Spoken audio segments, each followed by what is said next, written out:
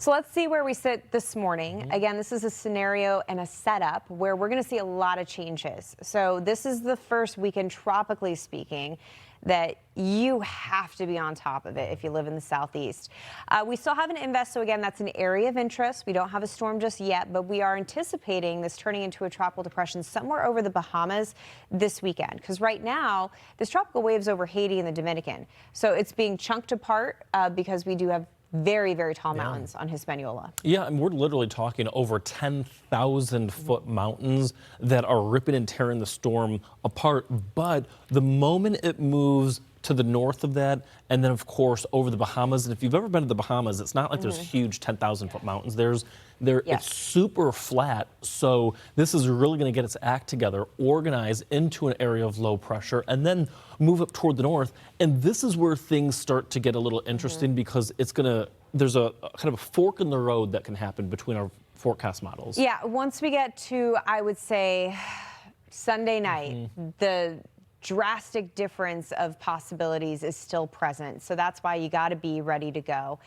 First time we're pulling this graphic out for the season because it's the first time that we could have some more direct U.S. impacts. Again, green highlighting that you need to be engaged, watching that forecast and ready to react. And I think this is one of those setups that green kind of bleeds into yellow a little bit because the time frame. Yeah, I agree. You know, we're talking about tropical depression on Saturday, possibly a named storm on Sunday, and some computer models have a landfalling hurricane Monday night.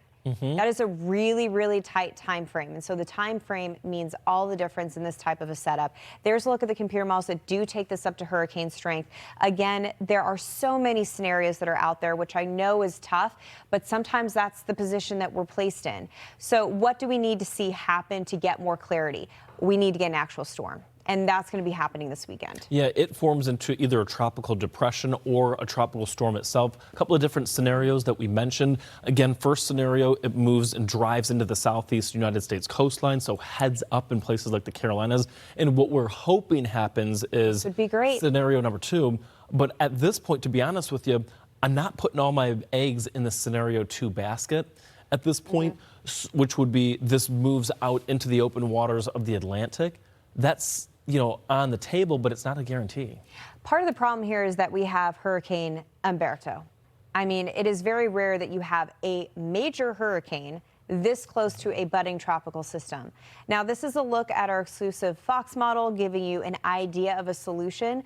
This one kind of edging towards maybe having a landfall. Again, if we have impacts on the southeast coastline, Monday, Tuesday, Wednesday, that's the time frame. So if you take off this weekend, you're not paying attention, you could be waking up to a landfalling hurricane Monday morning. That's the price tag that we're talking about and why it's so imperative that you pay attention. There's a look at the list names. Again, we still have plenty of hurricane season to get through, but I got to tell you, the next 4 or 5 days, incredibly important. Yeah, and even if what could be Imelda here sooner than later, even if Imelda does stay offshore, let's say it does take scenario number 2's path. So if that happens, that doesn't mean that all of a sudden there's no impacts on the southeast coast. We're still talking about that potential, at least, for some really powerful rip currents.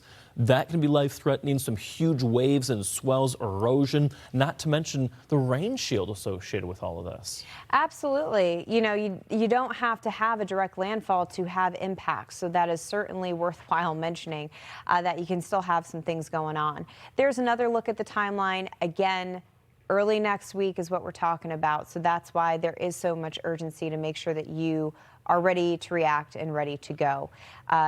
When you're looking at something that can be anything from a landfalling hurricane to just rip currents, you got to prepare for the worst case scenario because that's too much of a price tag to pay without being prepared for it. Yeah, they always say prepare for the worst, right? Hope for the best. Yeah, hope for the best, and that's certainly what we're going to be doing out of this. Again, we have antecedent rain with a cold front that's moving through this weekend in the southeast, followed